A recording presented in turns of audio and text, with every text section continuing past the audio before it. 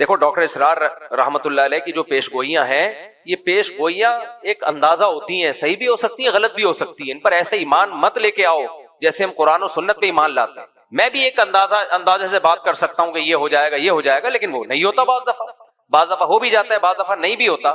تو بعض باتیں ڈاکٹر اسرار نے کی تھی وہ نہیں ہوئی پوری، وہ انہوں نے کی تھی لیکن نہیں ہوئی پوری، بعض کی ہیں جو ہو گئی پوری۔ تو انسان کو انسان رہنے دو، اس کو پیغمبر بنا کے ایسا بزرگ بنا کے کہ وہ پیش گوئیاں کر رہا ہے ہوتی چلی آ رہی ہیں، یہ مت کرو یہ کام۔ لوگ کہتے ہیں وہ تو حدیثوں سے پیش گوئیاں کر رہے ہیں، حدیث سے پیش گوئی ممکن ہی نہیں ہے، کیونکہ حدیثوں میں کسی چیز کا ٹائم مینشن نہیں کیا گیا ہے، اور یہ میں اپنی طرف سے نہیں کہہ رہا، یہ پہلے لکھ چکے ہیں علماء اور محدثین، چونکہ تاریخ میں دیکھا ہے علماء محدثین نے کہ حدیثوں سے لوگ تانے بانے ملا کے ایک پریڈکشن کرتے ہیں، ایک پیش گوئی کرتے ہیں، اور پھر اس کے حساب سے ماحول بنانا شروع کر دیتے ہیں، حالانکہ حدیث میں اس کا وہ ٹائم مینشن نہیں ہوتا، اور پھر یا تو اس کے نام پہ کوئی فساد پھیلا دیتے ہیں، یا پھر سادہ لوگ جب دیکھتے ہیں کہ یہ ہونے والا تھا لیکن ہوا نہیں تو ان کا حدیثوں سے ایمان اڑ جاتا ہے۔ تو اس لیے جو بھی اس طرح کے اسکالرز گزرے ہیں، یہ ہیں اسکالرز ہی، ان کی بات کو پتھر پہ لکیر سمجھ لینا۔ اس کی مثال ایسے جیسے ڈاکٹر اسرار نے پیشگوئی کی تھی کہ گریٹسٹ اسرائیل بنے گا، جو پورا مکہ مدینہ اور یہ سب چیزیں یہ سب اسرائیل میں داخل ہو جائیں گے۔ ان کی نیت پہ ہمیں کوئی شبہ نہیں ہے، انہوں نے اچھی نیت سے ہی کہا، لیکن یہ بات غلط ہے۔ اگر آپ نے مان لیا نا کہ گریٹسٹ اسرائیل بنے گا تو یہ امید کی بات ہے یا مایوسی کی بات ہے؟ مایوسی۔ اس کا مطلب پھر وہ چھوڑ دیں، جو وہاں مزاحمت کر رہے ہیں وہ چھوڑ دیں مزاحمت، جب بنے گا تو کیا ضرورت ہے کرنے کی۔ پھر تو ڈاکٹر اسرار صاحب کی نیت اپنی جگہ، لیکن انشاءاللہ نہیں بنے گا، کسی کا باپ بھی نہیں بننے دے گا ان کو۔ یہ اسٹائل ہونا چاہیے۔ کیسے بنے گا بھائی؟ آپ کے مکان پہ کسی نے دھمکی دی کہ میں قبضہ کروں گا، تو پہلا ریپلائی آپ کا کیا ہوگا؟ تیرے باپ میں دم میں تو کر کے دکھا۔ لڑنا تو بعد میں ہے، جا کے کیس ویس تو بعد میں نمٹیں گے بیٹھ کے۔ اور اگر وہ کہے کہ حدیث میں آتا ہے کہ میں قبضہ کروں گا، اس کا مطلب اس نے تو آپ کے ہاتھ پاؤں کاٹ دیے۔ تو کتنا ہی نیک اسکالر ہو، اچھا ہو، غلطی ہر انسان سے ہو سکتی ہے۔ میرا مقصد ان کی ذات کو ہدف بنانا نہیں ہے، میرا مقصد صرف اور صرف یہ بتانا ہے کہ حدیثوں میں کسی چیز کو مینشن نہیں کیا گیا ٹائم کو۔ اس لیے علماء پہلے یہ سب حدیثوں کو ایکسپلین کر چکے ہیں کہ حدیثوں میں دو طرح کی حدیثیں ملتی ہیں ہمیں۔ ایک تو وہ حدیثیں یہ کرو یہ مت کرو، جن میں آرڈر ہے کہ یہ کرنا ہے اور یہ نہیں کرنا، ان حدیثوں کو ہم نے فالو کرنا ہے۔ دوسری وہ حدیثیں جن کا تعلق ہے پیش گوئیوں سے، وہ نبی صلی اللہ علیہ وسلم کی نبوت کی دلیل ہے کہ آپ نے بتایا ایسا ہوگا لیکن ٹائم نہیں بتایا، تو بس اتنا ایمان رکھنا پڑے گا کہ ہوگا، کب ہوگا یہ نہیں بتایا، لہذا ان حدیثوں کا عمل سے تعلق نہیں ہے کہ ان کو سامنے رکھ کر ہم پلاننگ کرنا شروع کر دیں۔ نا نا نا نا نا نا، یہ غلطی نہیں کرنا۔ پلاننگ ان حدیثوں کو سامنے رکھ کے نہیں کی جائے گی، پلاننگ گراؤنڈ ریئلٹی کو سامنے رکھ کے کی جائے گی۔ پلاننگ جو کی جائے گی گراؤنڈ ریئلٹی، آج کی زمینی حقیقت کیا کہہ رہی ہے، اسباب کیا کہہ رہے ہیں کہ کیا کرنے سے کیا رزلٹ نکلتا ہے اسباب کی دنیا میں، اسباب کی دنیا میں کیا کیا جائے تو کیا رزلٹ نکلے گا، تو ان اسباب کو سامنے رکھ کے فیصلہ کرنا ہے۔ کیوں؟ نبی کی یہ سنت ہے کہ ہمیشہ فیصلہ کس کو سامنے رکھ کے کیا جائے گا؟ بولو نا، اسباب کو۔ تو اسلام اسباب اختیار کرنے کا حکم دیتا ہے، اسباب سے دور نہیں کرتا آپ کو۔ جب تک مسلمانوں نے اسباب اختیار کیے، دنیا پہ حکومتیں کی ہیں۔ سلطان محمد فاتح نے ترکی میں، استنبول میں، قسطنطینیہ میں جو قلعہ فتح کرنا تھا، اس کے لیے وہ اپنی صف میں بزرگوں کو بھی لے کر گیا جو دعائیں مانگیں گے، لیکن اس کے لیے بزرگوں کو تو لایا ہے دعائیں مانگنے کے لیے، لیکن اس نے پہلے اپنے انجینئرز کو کہا کہ اتنی بڑی توپ بناؤ جو اس سے پہلے دنیا میں کسی کے پاس اتنی بڑی توپ نہ ہو، جس کو لوگ کے بولیں یہ توپ ہے۔ کہتے ہیں نا کیا توپ چیز ہے، کیونکہ اتنی چوڑی دیوار ہے قسطنطینیہ کے قلعے کی کہ اس دیوار کو چھوٹی موٹی توپوں سے توڑنا ممکن نہیں ہے۔ وہ کہہ سکتا تھا ہمارے پاس اتنے بڑے بزرگ ہیں، نیک لوگ ہیں، اتنا بڑا لشکر ہے، اور نبی نے خوشخبری بھی دی قسطنطینیہ فتح ہوگا۔ آپ نے فرمایا سب سے بہترین لشکر وہ ہوگا جو قسطنطینیہ فتح کرے گا، یہ تو بتا دیا آپ نے، لیکن کیا مطلب بس ہم چلے جائیں فتح کرنے؟ کیوں نبی نے کہا ہوگا فتح؟ بھائی نبی نے ڈیٹ نہیں بتائی ہے کہ محمد فاتح کے ہاتھ پہ ہوگا یا اس سے پہلے کسی کے ہاتھ پہ ہوگا، اس کے ہاتھ پہ ہوگا جو اسباب اختیار کرے گا۔ 700 سال کے بعد جا کے یہ پیش گوئی پوری ہوئی ہے نبی کی۔ 700 سال پہلے بھی حملے ہوئے ناکام، کیوں؟ دشمن زیادہ طاقتور تھا، اور جو اٹیک کرنے والے وہ دشمن کے مقابلے میں کمزور، حالانکہ نیک تھے۔ صحابہ، تابعین، تبع تابعین، انہوں بھی حملے کیے ہیں۔ حضرت ابو ایوب انصاری کی قبر ہے وہاں قسطنطینیہ میں دیکھ کے آیا ہوں۔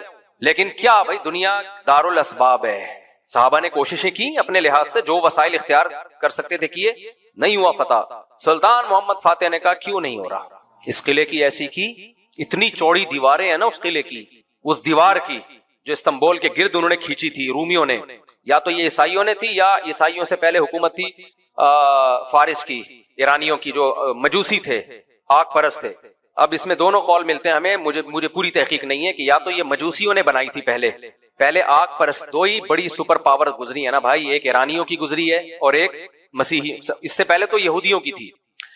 دیکھو پہلے یہودیوں نے دنیا میں حکومت کی ہے, سلیمان اور داؤد علیہ السلام کے دور میں. ہر جگہ کس کی تہذیب نظر آتی تھی؟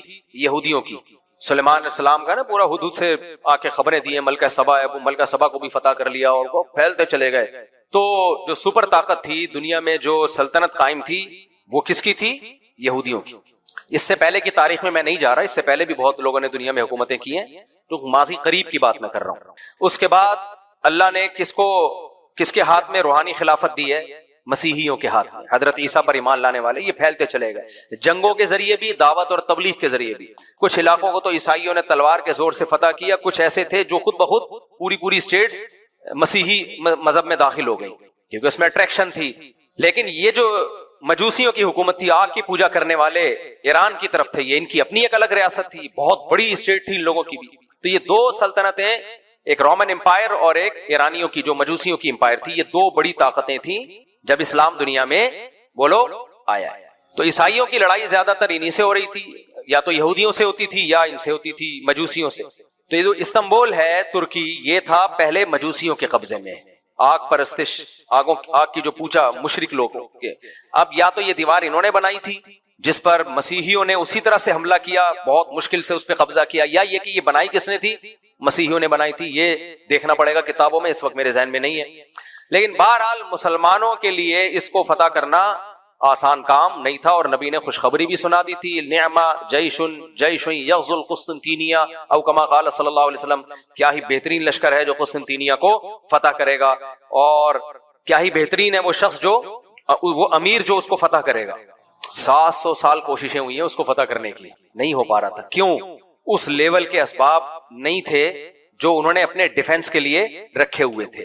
حالانکہ اٹیک کرنے والے, حملہ کرنے والے میرے اور آپ جیسے نہیں تھے, بڑے اللہ والے, بڑے نیک لوگ تھے, بڑے بزرگ لوگ تھے وہ. لیکن نہیں بھائی, دنیا دار الاسباب ہے. انہوں نے ڈیفنس کا سسٹم اتنا مضبوط کیا ہوا تھا, جس کی دیواریں اتنی چوڑی کہ اس پہ گدا گاڑیاں چل سکیں, بیل گاڑیاں چل سکیں, اتنی چوڑی دیواریں. ان دیواروں پہ آپ اس زمانے کے گولے مارو گے تو کیا ہوا, ایسا لگتا تھا جیسے کسی نے خارش کی ہے, کھجایا ہے تھوڑا سا دیوار کو. اس کو کیسے فتح کریں؟ پھر 2 سمندروں کے بیچ میں ایک نہر ہے جو یورپ کے ترکی کو اور ایشیا کے ترکی کو الگ کرتا ہے. اس سمندر کو بھی کراس کرنا تھا, وہ بھی ممکن نہیں تھا, اور اس سمندر تک کشتیاں پہنچانا ممکن نہیں تھا, اس پانی تک کشتیاں پہنچانا ممکن نہیں تھا. کشتیاں سمندر کے راستے سے لے کر آئے تو دشمن کا قبضہ تھا اس پہ, اور کشتیوں کو بائی روڈ لے جانا, اتنی بڑی تعداد میں سمندری جہاز جیسی کشتیوں کو بائی روڈ لے جانا ممکن نہیں تھا. تو سلطان محمد فاتح نے 2 خاندانی کام کیے. بولا سب سے پہلے تو ایک اتنی بڑی توپ بناؤ کہ جس کو لوگ کہیں یہ کیا ہے, کیا توپ بنائی ہے, کیا توپ بنائی. یہ اسباب اختیار کیے اس نے. اور دوسرا, کھوپڑی استعمال کرو. جب تک ہم وہ جو 2 سمندروں کو ملانے والی پٹی ہے پانی کی, اس میں کشتیاں نہیں اتاریں گے, اور اتارے بھی چپکے سے, دشمن کو پتا نہ چلے, تو اس وقت تک ہمارے لیے اس کو فتح کرنا ممکن نہیں. مشورہ ہوا کہ ایک ہی آپشن ہے ہمارے پاس, توپیں تو بنانا کوئی مشکل نہیں ہے, اب انجینئرز نے بنا لی بڑی بڑی توپیں, آج بھی رکھی ہوئی ہیں ترکی کے میوزیم میں آپ جائیں. تو سب سے بڑا مسئلہ یہ ہے کہ خشکی کو پار کر کے پانی میں کشتیاں کیسے اتاری جائیں جہاں مجاہدین کو بٹھا کے شہر کے اندر بھیجا جائے تاکہ وہ پیچھے سے بھی اٹیک کریں. 2 بڑے چیلنج تھے, نمبر 1 کشتیاں وہاں تک پہنچانا, نمبر 2 چپکے سے پہنچانا, کیونکہ دشمن دیکھ لے گا, وہ مارے گا. میں اور آپ ہوتے ہم کہتے لا الہ الا انت سبحانک انی کنت من الظالمین, 10 لاکھ دفعہ اس کا ورد ہوگا. ہاں آؤ بیٹھو سارے, یا اللہ فتح کرا دے, یا اللہ ہم تیرے گناہگار بندے ہیں اور ابھی تک گناہگار ہی ہیں کیونکہ اسباب اختیار کر نہیں رہے. پھر ہم جاتے, شف سرکار بھی ہمارے پاس ہوتا, ہم کہتے ادھر منہ کر کے جتنی تیرے پاس پھوکے آج ساری نکال دے یار. گورنمنٹ سے کہتے پھونک کے اسپیشل سلنڈر لے کر آؤ اور شف سرکار کے لگا دو تاکہ ہوا اندر جائے اور سرکار کے زمانے مبارک سے باہر نکلتی رہے ہوا. وظیفے کا خدا نہ خواستہ میں مذاق نہیں اڑا رہا. لا الہ الا انت سبحانک انی کنت من الظالمین، یہ بہت کارآمد دعا ہے. اس دعا کی برکت سے یونس علیہ السلام مچھلی کے پیٹ سے نکلے ہیں. مصیبتوں میں یہ دعائیں مانگنی چاہیے. یہ وظیفہ پڑھ سکتے ہیں، پڑھنا چاہیے، لیکن پہلے کام تو پورا کرو بھائی. پیناڈول رکھی ہوئی ہے، بخار میں یوں جھوم رہا ہے. ابے یہ 2 گولی کھاتے ہوئے تجھے تکلیف ہو رہی ہے، موت آ رہی ہے، کھا لے، پھر فاتحہ پڑھ کے پھونک بھی لگا دینا. وہ کھا نہیں رہی ہے اور سارا زور کس پہ ہے؟ پھونکوں پہ ہے. تو سلطان محمد فاتح نے دنیا کی سب سے بڑی توپ بنائی. اور دوسرا کام کیا کیا کہ اس کو پتا تھا کہ جب تک اس پانی کے اندر کشتیاں اتار کے شہر کے اندر لوگ داخل نہیں ہوں گے اور قلعے کی پچھلی سائڈ سے حملہ نہیں کریں گے، یہ فتح ہونے کا نہیں ہے، ناممکن ہے اس دیوار کو کراس کرنا. تو مشورہ ہوا. مشورے میں کیا طے کیا؟ میں یہ بتا رہا تھا، ایسا نہیں ہے کہ وظیفے ہی پڑھنا شروع کر دیا انہوں نے بیٹھ کے بس یہ کرو وہ. بھائی اسباب اختیار کیے. تو ان کے پاس ایک ہی طریقہ آیا کہ بھائی کشتیوں کو خشکی پہ چلانا پڑے گا، اور چلانے کا طریقہ یہ ہے کہ چربی کو پگھلا کے خشکی پہ ڈالنا پڑے گا. جو پہاڑ پتھر ہیں ان پہ ڈالنا پڑے گا. تو جتنے جانور ہیں سب ذبح کر دیے بہت بڑی تعداد میں. اور یہ کام کرنا ہے راتوں رات کے صبح تک، رات کو کسی کو خبر نہ ہو کہ ہم کیا کر رہے ہیں. اور اگر یہ پیکج ناکام ہو گیا نا تو گئے کام سے، کیونکہ جانور تو سارے جو کھانے کے تھے وہ تو کاٹ دیے. اب اس کے علاوہ کوئی آپشن نہیں ہے. تو انہوں نے کیا کیا؟ سارے جانور ذبح کیے، راتوں رات سب کی چربیاں پگھلا کے ڈالی ہیں اس پتھروں پہ کہ کسی کو کانو کان خبر نہ. اس کے بعد بڑی بڑی زنجیروں سے، پہلے زنجیروں کا انتظام پہلے کیا، کشتیوں کو کئی لوگوں نے پکڑ کے گھسیٹا ہے. اور وہ زنجیریں آج وہاں بھی لگی. خدا کی قسم آدمی پاگل ہو جاتا ہے جذبے سے. جب ترکی کے میوزیم میں آپ جائے نا، انہوں نے وہ لگائی بھی ہیں پوری تصویریں. یعنی ظاہر ہے وہ اس زمانے میں تو کیمرے نہیں تھے. یہ کس طرح بڑے بڑے پہلوان ان زنجیروں کو پکڑ کے کھینچ رہے ہیں. آدمی کہتا ہے یار ہمارا ماضی کیا تھا بھائی، آج کیسے پوستی قسم کے بس زبان کو بد تہذیبی. پھر وہ کہیں گے یہ مذہبی لوگ بد تہذیبی ہوتے ہیں. بہت پوستی ہو گئے ہیں یار ہم لوگ، بہت پوستی ہو گئے. میں تو توندیں دیکھ کے اور تشریفیں دیکھتا ہوں نا جب لوگوں کی آگے ترچھی ٹائیں بائیں. ایک تو قدرت نے کسی کا بنا دیا ایسے، سب ایسے نہیں ہوتے. میں نے بار بار کہتا ہوں جب میں کسی موٹے کا مذاق اڑاؤں تو اس سے وہ موٹا ہے جو کھا کھا کے گینڈا بن گیا ہو. کچھ لوگ نیچرلی ہوتے ہیں. ہم نے بڑے علماء کو، نیک لوگوں کو بھی دیکھا ہے، جسم بھاری ہے ان کا، حالانکہ 24 گھنٹے میں ایک ٹائم کھاتے ہیں. لیکن جو آڑا ترچھا کھا کھا کے پڑا ہوا ہے، کھایا جا رہا ہے، ادھر سے سموسہ کھا لیا، ادھر سے. ایک مولانا صاحب آئے، وہ سموسوں پہ سموسے کھائے جا رہے ہیں. میں نے کہا آپ کے اسٹیمنے کو 21 توپوں کی سلامی. اتنے سموسے ماشاءاللہ. ایک صاحب آئے، وہ بھی میں نے تو اپنے اکرام میں رکھے تھے سموسے ان کے آگے، 6-7 سموسے پیل دیے انہوں نے. مجھے مذاق نہیں اڑا رہا کہ آپ میرے گھر آؤ تو سموسہ نہیں کھاؤ، آپ تو جتنا کھاؤ گے ہمیں خوشی ہوگی. تو لیکن مجھے ان کے اسٹیمنے پر بڑا ہوا کہ یار یہ بندہ ہے ماشاءاللہ 6-7 سموسے ایک ٹائم پہ کھا گیا. یہ پتہ ہے کیا ہوا؟ کچھ دنوں کے بعد اطلاع آئی کہ ان کا انتقال ہو گیا. اللہ معاف رکھے. ان کو معدے کا کوئی کینسر ہوا، زخم اتنا خطرناک ہو گیا تھا کہ وہ موت میں تبدیل ہوا ہے. خیر اللہ ان کی مغفرت فرمائے. تو لیکن یہ کہ میرے بھائی تھوڑا سا میزبان کی تو یہی خواہش ہوگی، لوگ ہمیں کھلاتے ہیں کو ٹھوستے چلے جاتے ہیں، ایسا نہیں ہے بھائی. تو میں جب ہم وہاں ترکی کے میوزیم میں گئے نا، جب انہوں نے یہ منظر دیکھا، انہوں نے پورا ایک اس کی فلم بنائی ہوئی ہے یہ کیسے لڑائی ہوئی تھی، وہ بالکل اوریجنل کے قریب جو بھی کتابوں میں لکھا ہے. تو بے ہوش ہونے لگتا ہے وہ. یار اب کیا ہمارے آباء و اجداد کیا تھے بھائی، کیا تھے وہ لوگ، کیسی انہوں نے جنگیں لڑی ہیں، کیسی لڑائیاں لڑا. اور ہم دیکھو منہ کے فائر دیکھو ہمارے، انقلاب لائیں گے، نظام تبدیل کریں گے. کوئی پیکج نہیں ہے نظام کی تبدیلی کا، مگر کریں گے، باتیں کریں گے، ہم تبدیل نہیں کریں گے ہم کچھ بھی. تو انہوں نے وہ زنجیریں دکھائی ہیں، اور وہ جو کس طرح بڑے بڑے پہلوان 10-10 لوگ پکڑ کے ایک لانچ کو گھسیٹ رہے ہیں، کانوں کان دشمن کو خبر نہ ہو. کتنی محنت کی ہے یار. اور وہ کشتیوں کو لا کے جب پانی پہ ڈالا ہے انہوں نے، اور اس میں مجاہدین کی فوجیں سوار ہوئی ہیں توپے لے کے. اتنا بڑا لشکر صبح صادق سے پہلے دشمن کے علاقے میں اتر چکا تھا. پوری فوج اتر چکی تھی، ان کو خبر ہی نہیں، وہ حیران تھے.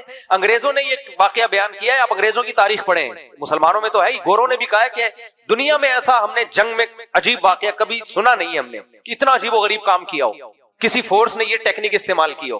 اور پھر پورا لشکر جب اترا ہے نا، پھر 2 طرف سے اٹیک ہوا ہے، ادھر سے بھی اٹیک ہوا فرنٹ سے، اور پچھلی سائڈ سے بھی اٹیک ہوا. تو انہوں نے جب جہاز آتے ہوئے دیکھے نا اپنی طرف، وہ حیران یہ کیا ہو رہا ہے، یہ کون لوگ آ رہے ہیں. پھر پتا چلا یہ مسلمان ہیں. دونوں طرف سے جب دھنائی ہوئی ہے تو قبضہ ہوا مسلمانوں کا. سلطان محمد فاتح نے جا کے جو ان کا کلیسا تھا اس میں تقریر کی، جمعے کی نماز پڑھائی. وہ جمعے کی تقریر آج بھی موجود ہے اس کی. عطا ترک نے بدماشی یہ کی ہے کہ ترکی کا رسم الخط چینج کر دیا تاکہ ترک قوم کا اپنی ہسٹری سے ریلیشن ختم ہو جائے. رومن کر دیا اس کو. جیسے اردو بھی اب چینج ہو رہی ہے نا، تو جب اردو چینج ہو جائے گی، رومن میں آ جائے گی، تو کسی کو کیا پتا چلے گا علامہ اقبال کیا کہہ کے گئے اور ہماری ہسٹری کیا ہے. تو وہ رومن کر دیا، وہ نئی نسل بالکل پتہ ہی نہیں اس کے ہمارے باپ داداؤں کے کیا کارنامے تھے. اب طیب اردگان نے آ کے کافی کوشش کی اس رسم الخط کو بحال کرنے کی، اور وہی لیکن وہ پراپر وے میں نظام کی تبدیلی کی پراپر وے میں کوشش اردگان نے کی ہے. اٹ از کالڈ کوشش. یہ نہیں کہ ہمارے یہاں 2-3 پینٹس پتلون میں آئے کالج میں نظام کی تبدیلی پر بیان کیا اور 15-20 مولویوں کو گالیاں دے کے چلے گئے. ہمارے یہاں نظام پتہ ہے کیسے تبدیل ہوتا ہے؟ اسکالر آئے گا انگلش میں ٹھش پھش مارے گا اور کہے گا یہ مولوی نظام کی تبدیلی کے لیے کچھ نہیں کر رہے، یہ سب 2 نمبر ہیں، ان کو صرف نکاح طلاق کے مسائل آتے ہیں، استنجا کے مسائل آتے ہیں، 2 نمبر، نظام کی تبدیلی ہونی چاہیے. لوگ کہتے ہیں زبردست، اگلی میٹنگ میں ہم آپ سے ملاقات کریں گے. لوگ سمجھتے ہیں آپ کوئی پیکج آ رہا ہے، اگلی میٹنگ میں نظام کی تبدیلی کا خاندانی قسم کا پیکج. پھر آئیں گے، دیکھو یہ مفتی طارق مسعود کو دیکھو شادیوں پہ بیان کرتا ہے طلاق، نظام کے سسٹم کی تبدیلی پہ کوئی بیان ہوا نہیں ہوا. اس کا مطلب یہ اسی کفریہ جمہوری نظام کے ساتھ کمپرومائز کر کے بیٹھ گئے ہیں. سرکاری درباری پٹھو یہ سب مولانا دیکھو سب ایسے ہی ہیں. سسٹم کی تبدیلی کی کوئی بات نہیں کرتا، نظام کی تبدیلی کی کوئی بات نہیں کرتا. کالج یونیورسٹی کے لڑکے جوش میں آتے ہیں، یار ایک بندہ ہے جو اس نظام کو غلط بھی کہتا ہے اور اس کی تبدیلی کی بات بھی کرتا ہے. ایک یہ ہے، 2 وہاں پائے جاتے ہیں. بس زبردست ایک دم لڑکوں کو جوش آ گیا، اگلی میٹنگ میں آپ سے ملاقات ہوگی. اگلی میٹنگ میں دیکھو اس مولوی کا پھر بیان آ گیا، استنجے کے طریقے بتا رہے ہیں، نماز میں سجدہ صاحب کے نظام کی تبدیلی کی کوئی بات. میں کافی دنوں سے سن رہا ہوں، میں نے کہا اب شاید یہ کوئی تبدیلی کا طریقہ بتائیں گے. بھائی ہمیں تو 6 سال ہو گئے تبدیلی کی بات ہی کر رہے ہیں. میرے بھائی یہ منہ کے فائر ہیں، کچھ بھی نہیں ہے. پیکج وہ ہے. جامعۃ الرشید نے جب نظام کی تبدیلی کی کوشش کی ہے نا، تو یہ نہیں کہ صبح اٹھ دیا. تو پہلے مفتی عبد الرحیم صاحب نے ٹیمیں بنا کے مختلف ملکوں میں بھیجی ہیں. 20 سال پہلے مجھے یاد ہے جامعۃ الرشید کا وفد ترکی گیا تھا اور طیب اردگان کی تحریک کو پڑھنے کے لیے کہ انہوں نے کس طرح سے تحریک چلائی ہے، اسلامائزیشن کی کیا کوشش کی ہے. اس کے بعد مختلف تحریکوں کو پڑھ کے ان کو دیکھ کے ایک نظام کی تبدیلی کا ایک پیکج لے کر آیا جامعۃ الرشید. آپ دوسرا پیکج لے آؤ، وہ کوئی قرآن میں تھوڑی لکھا ہوا پیکج ہے، کوئی بھی لائے، لیکن لائے تو نا. میں یہ کر دوں گا، ہم یوں کر دیں گے، ہم یوں کر دیں گے، انقلاب لائیں گے. کیا کیسے لاؤ گے؟ تو پیکج ویکج کسی کے پاس نہیں ہے. تو اس لیے میں کہہ رہا ہوں اب جا کے جیسے وہ یہ بیٹھے بیٹھے 4 شادیاں کروں گا میں، کیسے کرے گا؟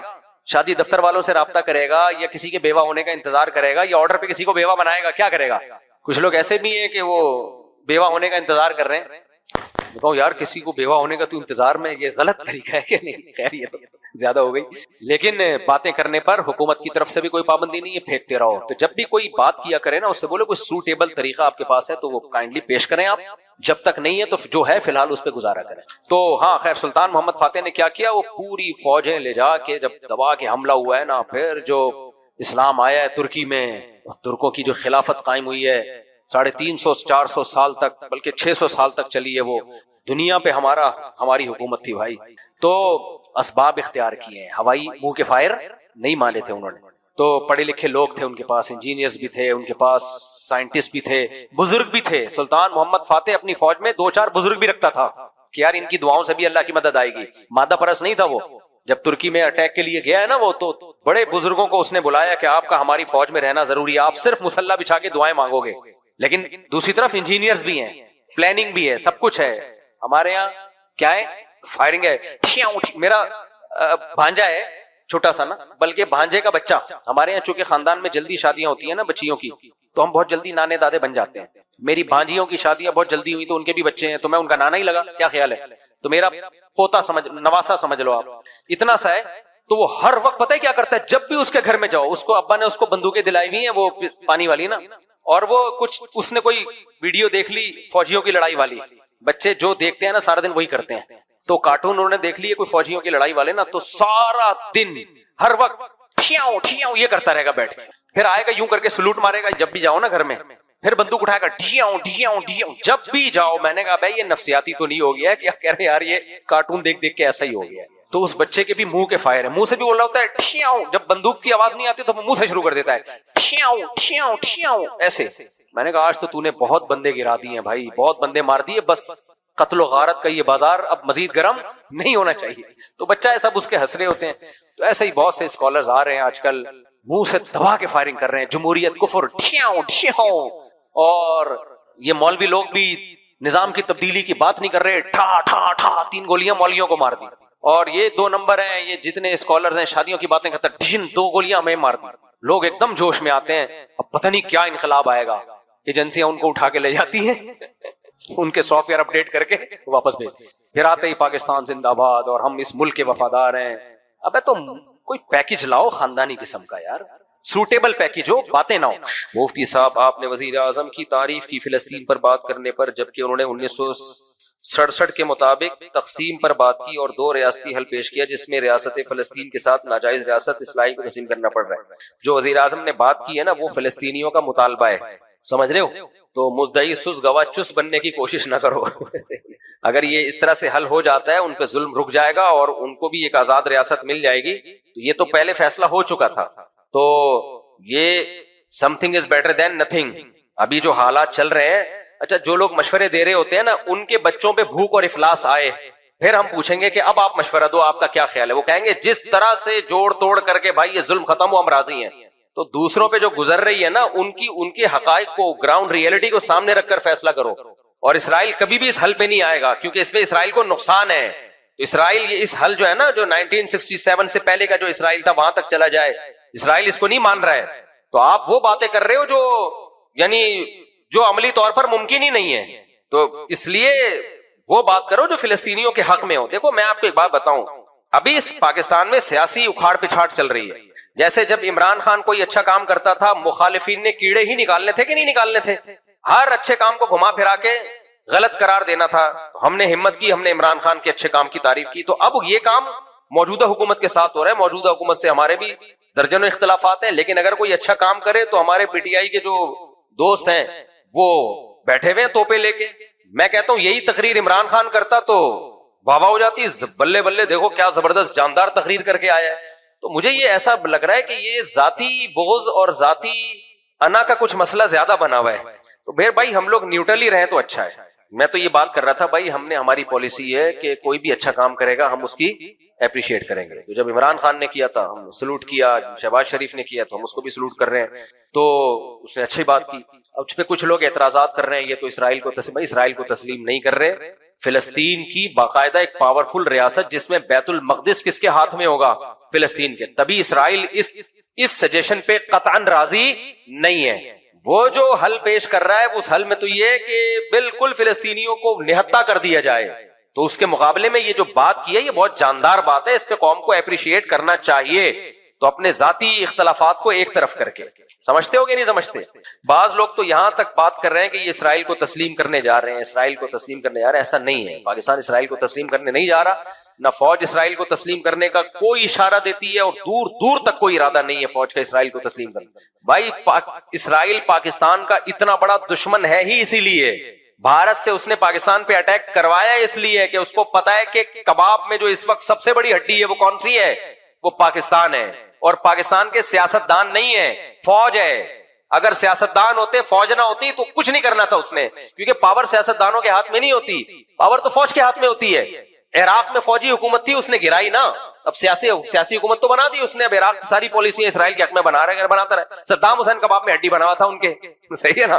تو اس لیے اسرائیل کے لیے جو اس وقت کباب میں ہڈی ہے وہ پاکستان آرمی ہے, کیونکہ آرمی کا اسرائیلیوں کی بھی ایجنسیاں ہوتی ہیں. اگر آرمی کا تھوڑا سا بھی رجحان ہوتا نا ایجنسیوں, اسرائیلی ایجنسیوں کو پتا ہوتا کہ یہ تسلیم کرنے جا رہے ہیں, پھر انڈیا سے یہ کچھ اٹیک نہیں کرواتے وہ. اس لیے میرے بھائی عمران خان سے آپ محبت کریں, عمران خان کو فیور کریں, 100 دفعہ کریں, لیکن یہ نہیں کہ اٹھ پٹانگ آپ جو بھی حکومت کوئی اچھا مثبت کام کرے تو آپ نے بس اس کے اگینسٹ ہی جانا ہے. ڈالر کو اسٹیبل کر لیا ہے فوج نے, ڈالر کو اسٹیبل کر لیا. جس سپیڈ سے ڈالر تباہ ہو رہا تھا نا, گر رہا تھا, وہ روکا ہے. اسمگلنگ پہ پابندی لگا کے باقاعدہ فوجیوں کی لڑائی ہوئی ہے بارڈر پہ, جو اسمگلنگ ہو کے جا رہا تھا. فوجی شہید ہوئے اس میں بہت زیادہ. تو یہ فوجی جوانوں نے قربانی دی ہے جو ڈالر کو یہاں لا کے روکا ہے, ورنہ ڈالر بے لگام ہو گیا تھا بالکل. کوڑیوں کے یعنی ہماری کرنسی کوڑیوں کے داموں ہونے والی تھی جو حالات چل رہے تھے. تو اس لیے بھائی کسی کا کلمہ پڑھنے کی ضرورت نہیں ہے. جو اچھی بات کرے اس کو فیور کرو, جو بری بات کرے اس کو کیا کہو, اس کو غلط کہو, بس ختم. یہ پالیسی رکھو. باقی سیاست دانوں میں تو ہر آدمی کا کوئی ہیرو ہوتا ہے, جو ہیرو ہے اس کو ہیرو رہنا, تو اس کو کس نے منع کیا ہے؟ گورنمنٹ کی طرف سے کوئی پابندی تھوڑی ہے. میرے کتنے لوگ ہیں جو میرے بیان سنتے تھے, مجھے بار بار کہ آپ نے وزیر اعظم شہباز شریف کی اس مسئلے میں تعریف کر دی ہے تو آپ کا بیان سننا چھوڑ دیا ہم نے, آپ بھی 2 ٹکے کے آدمی نکلے. جب میں عمران خان کی تعریف کرتا تھا تو بہت سے لوگوں نے میرا بیان سننا چھوڑ دیا تھا کہ آپ تو خود یہودی ایجنٹ نکلے. اور اب میں نے میاں شہباز شریف نے جو اچھا کام کیا اس کی تعریف کر دی تو آپ یہودی ایجنٹ نکلے. جو ادھر والے ہیں وہ بھی ہمیں یہودی اور بکاؤ, اور یہ والے بھی بکاؤ, تو 4 آپ جیسے چند لوگ رہ گئے ہیں. ہو سکتا ہے اگلے بیان میں آدھے گھر چلے جائیں. تو نہ اتنی جلدی کسی سے محبت کرو، نہ اتنی ذرا ذرا سی باتوں پہ کسی سے بدگمانی کرو. اور علماء کے بارے میں تو ایک بات یاد رکھو، علماء سے آپ دین سیکھنے کے لیے آتے ہو، جائز ناجائز سیکھنے کے لیے آتے ہو. تو میڈیکل سائنس کی وہ کوئی بات کریں، آپ بولتے ہو مفتی صاحب غلط کہہ رہے ہیں. میں اگر بولتا ہوں میڈیکل سائنس یہ کہتی ہے کہ یہ کھانے سے طاقت آتی ہے، آپ بولو مفتی صاحب ہیں، مفتی صاحب نے اس دن جو مسئلہ بتایا تھا نا اوپر والا پورشن بھائی بنائے تو یہ شرعن کیا ہے، یہ ٹھیک ہے. باقی مفتی صاحب نے جو بتایا کہ گوشت کھانے سے مسل بنتے ہیں، جم جانے سے یہ ہوتا ہے، یہ ڈاکٹروں کی فیلڈ ہے، مفتی صاحب سے اس میں غلطی ہوئی ہے. بول دو، کوئی ایسا مسئلہ نہیں. یہ نہیں بولو کہ مفتی صاحب کذاب، دجال، پھینکو، بکاؤ. مفتی صاحب نے جم والوں سے پیسے لیے ہوئے ہیں تاکہ جم کے فضائل سنائیں. مفتی صاحب اس دن کہہ رہے تھے کہ دیسی مرغی کھایا کرو، اصل میں ان کا دیسی مرغی کا بزنس ہے. یہ پھر زیادتی ہو جائے گی. تو اختلاف کر لو، 100 دفعہ کر لو. بھائی ہماری فیلڈ ہی نہیں ہے نا یہ میڈیکل سائنس. اگر بول دوں تو آپ بولو غلط بول دیا، ختم. ہمارے بھی بعض بزرگ ایسے ہیں جنہوں نے کوئی بات کی، ہمارے شیخ حضرت مفتی رشید احمد صاحب، میں ان سے بیعت تھا اور ایسی عقیدت مجھے اب بھی ان سے ہے نا کہ آپ سوچ نہیں سکتے. لیکن وہ میڈیکل سائنس میں ڈاکٹروں کو کہتے تھے یہ الو بنانے کی مشینیں ہیں. اللہ معاف فرمائے. زندگی بھر حضرت نے ایلوپیتھک کوئی دوا نہیں کھائی ہے، زندگی بھر حکیمی دوائیں کھاتے تھے، ہومیوپیتھک اور حکیمی. ایلوپیتھک دوا کے کبھی قریب بھی نہیں پھٹکے وہ. لیکن ہماری رائے یہ ہے کہ یہ ان کی رائے یہ صحیح نہیں تھی، ان سے غلطی ہوئی ہے. اس میں ایلوپیتھک اتنا برا نہیں ہے جتنا ہم اس کو سمجھتے ہیں، بلکہ حکیموں میں فراڈ زیادہ ہے. اور حضرت کی ڈیتھ بھی شوگر سے ہوئی ہے، چیک اپ نہیں کرایا حضرت نے. انہوں نے فرمایا ڈاکٹر کے پاس جانا ہی نہیں ہے، میں گھر میں مروں گا، ہسپتال میں نہیں مروں گا. اور شوگر ہوئی، حضرت مانتے ہی نہیں تھے مجھے شوگر ہے، کیونکہ حکیم آ کے مٹھائیاں کھلا رہے تھے حضرت کو شوگر میں. ہمیں اچھی، میں نے مجھے حکیم کا نام بھی پتا ہے، برفیاں کھلا رہے تھے. حضرت مٹھائی نہیں کھاتے تھے. انہوں نے کہا میں علاج بالمثل کروں گا. علاج بالمثل کا مطلب شوگر ہے تو شوگر سے علاج کروں گا. حضرت مٹھائی نہیں کھا رہے، حضرت کو جلیبیاں کھلا رہے وہ حکیم. تو بھائی بزرگ اپنی جگہ تھے، لیکن ہمارا خیال تھا کہ حضرت کو نہیں تھا. وہ تھے، حضرت کو میڈیکل سائنس پڑھی تھی، حضرت نے ڈاکٹری کتابیں بھی پڑھی تھی، ہومیوپیتھی بھی پڑھی تھی. لیکن کتابیں پڑھنا اور چیز ہوتی ہے، باقاعدہ ڈاکٹر بننا الگ بات. لیکن میں بدگمان نہیں ہوا شیخ و مرشد سے، اب یہ تو جھوٹ بول رہے ہیں معاذ اللہ. نہیں بھائی، وہ انسان ہے یار. جب ہمارے سامنے صحیح مسلم کی ایک حدیث آ گئی کہ پیغمبر صلی اللہ علیہ وسلم نے صحابہ سے کہا کہ نر کھجوروں کو مادہ کھجوروں کے نر کھجوروں کا بھور نہ ملاؤ. صحابہ نے نہیں ملایا، پیداوار کم ہو گئی، کھجوروں کی پیداوار کیا ہو گئی؟ کم. تو صحابہ نے کہا یا رسول اللہ، ہم نے آپ کے مشورے پر عمل کیا، کھجوروں کے بھور، جو نر کھجوروں کا بھور ہم ڈالتے تھے وہ نہیں ڈالا تو پیداوار کم ہوئی. تو آپ نے فرمایا میں تمہاری طرح کا انسان ہوں، میں جب دنیا کے بارے میں تمہیں کوئی حکم دوں تو تم دنیا مجھ سے زیادہ جانتے ہو، جب دین کا حکم دوں تو اس کو فالو کرنا ہے. تو جب پیغمبر صلی اللہ علیہ وسلم نے یہ بتا دیا کہ بھائی دنیا کی چیزوں کو بتانے میں بشر ہوں تو مجھ سے خطا ہو سکتی ہے، تو مفتی اور عالم کون ہوتا ہے جس سے خطا نہیں ہو سکتی؟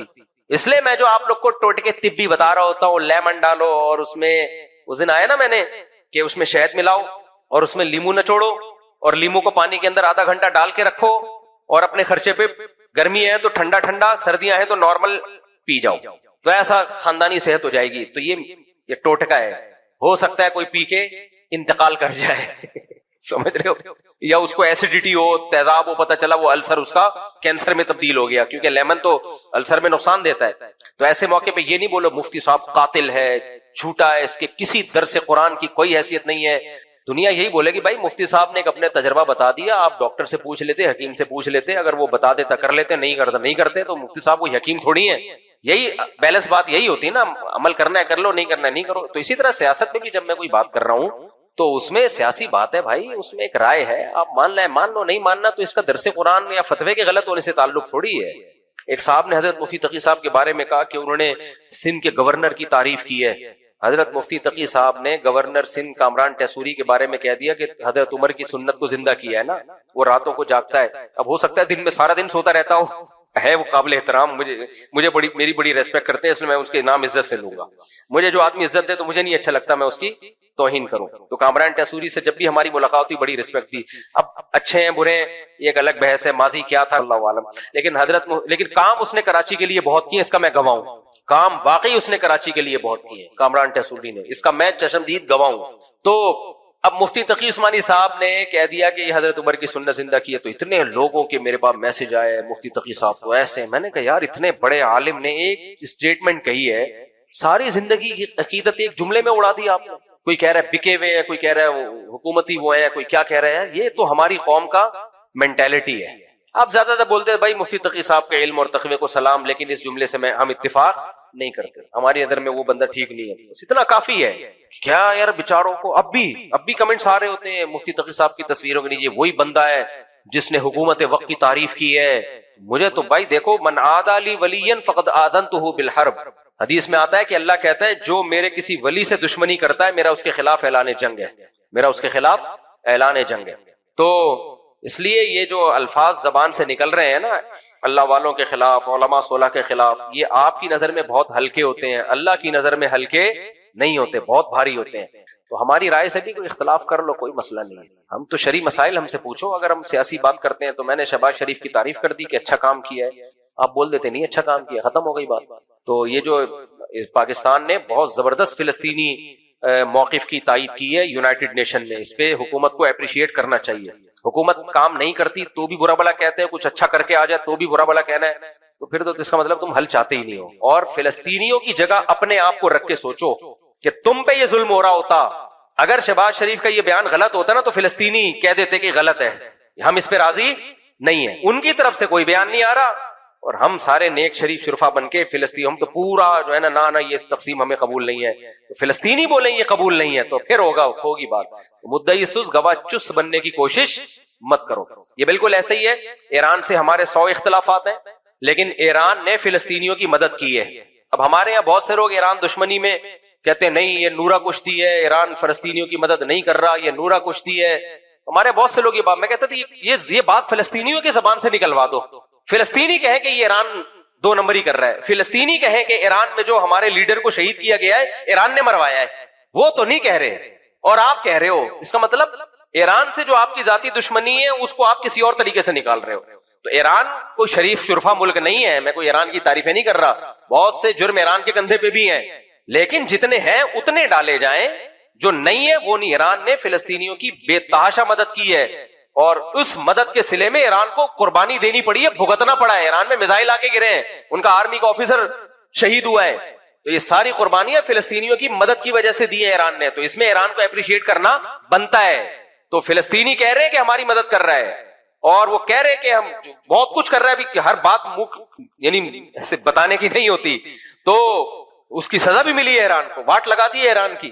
لیکن ہمارے یہاں لوگ کہہ رہے ہیں ہمیں نورا کشتی ہے، خود ہی مروایا ہے، پہلے فلسطینیوں کے لیڈر کو بلایا اور خود ہی مروا دیا، خود ہی ہیلی کاپٹر گرا دیا، خود ہی یہ کر دیا.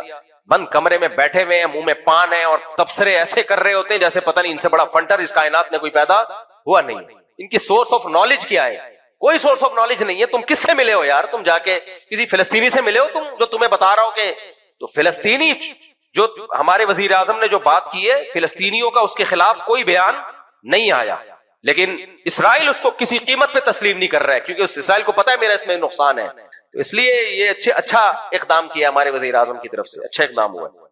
باقی جو بھی یہ کہا کرے نا نہیں یہ تو غلط تقسیم ہو رہی ہے، تو ان سے کہو ٹھیک ہے، تمہارے بچوں پہ جب یہ ظلم ہونا اور بھوکے شہید ہو رہے ہوں اور یہ قحط زدہ حالت میں وہ مبتلا ہوں، پھر تم کہنا کہ نہیں ہمیں وہ یعنی اتنا ایریا چاہیے جو عملی طور پر جس کا امکان ہی نہیں ہے. جن کے بچے شہید ہو رہے ہوتے ہیں، جو بھوک سے تڑپ کے جانے دے رہے ہیں، ان کی زندگیوں کو سامنے رکھ کر آپ فیصلہ کریں. یہ ایک ایسا ہے کہ ایک جگہ ایک صاحب جو تھے نا، ایک لڑکا تھا نکاح کرنا چاہتا تھا، تو لڑکے کے بھائی نے لڑکی والوں کے سامنے وہ شرطیں بیان کی کہ چھوٹے بھائی کو یقین ہو گیا کہ یہ لڑکی والے یہ شرطیں مانیں گے نہیں. اب وہ کہہ رہے کہ یار اس سے تو میرا رشتہ ہی ختم ہو جائے گا. بڑا بھائی کہہ رہے نہیں، میں تجھے مروانا نہیں چاہتا، میں چاہتا ہوں ابھی سے یہ شرطیں لکھوا لوں تاکہ بعد میں تو سکون کی زندگی گزارے. چھوٹا کہہ رہا ہے سکون گیا تیل لینے مجھے یہ لوگ ان شرطیں مانیں گے ہی نہیں، میں نے تو یہاں شادی نہیں ہوگی. تو یہ بعض دفعہ ایسا ہوتا ہے، وہ کوئی خیر خواہ بن رہا ہوتا ہے، آپ کو کہہ رہا ہوتا ہے کہ بھائی یہ بہت یعنی اس میں یہ ہے، تو اس کو پتا ہوتا ہے بھائی یہ عمل ہی نہیں ہوگا اس کے اوپر، تو یہ میرے ہاتھ سے یہ جو پیکج ہے نا یہ نکل جائے گا. تو اگر یہ حل ہو جاتا ہے تو فلسطینی سکون میں آ جائیں گے. بیت المقدس کس کے ہاتھ میں چلا جائے گا؟ مسلمانوں کے پاس ہوگا. اصل تو بیت المقدس ہے، وہ لینا ہے ہر قیمت پہ. اس لیے میرا خیال ہے کہ شہباز شریف نے اچھی تقریر کی ہے، تو وہ آپ اختلاف کرو 100 دفعہ، کام خاندانی ہو گیا.